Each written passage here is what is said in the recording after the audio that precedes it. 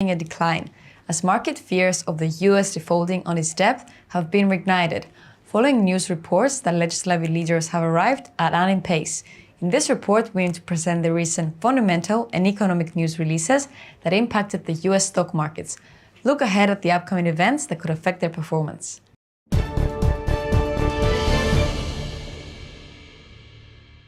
Since last week, equities markets appear to be reacting negatively to news from House Speaker McCarthy, who during a closed GOP meeting on Tuesday indicated that there was still a long way to go before a deal was reached.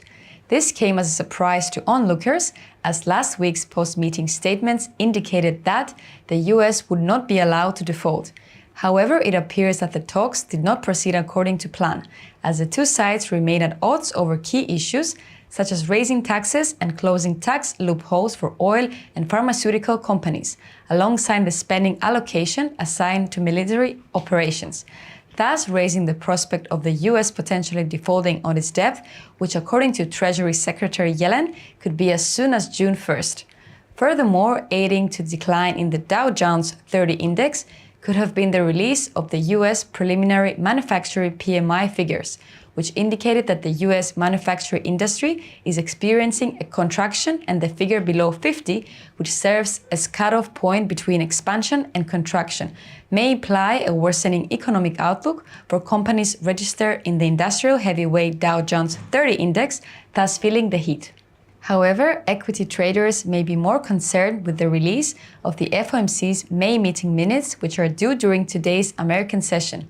The wording used within the meeting minutes could potentially provide insight into the Fed's actions in their next meeting, or should the bank indicate that they are willing to remain on hold, could facilitate inflows in the equities market due to a weaker dollar.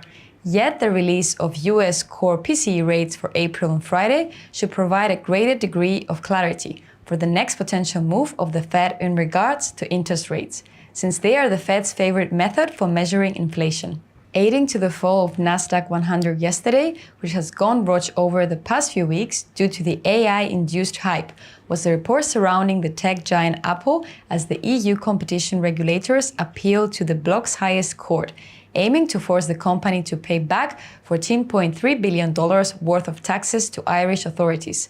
The potential implications of Apple having to pay back taxes dealt a 1.5% blow to its stock price, as market speculators may be concerned that a prolonged legal battle could hurt Apple's image in the long run.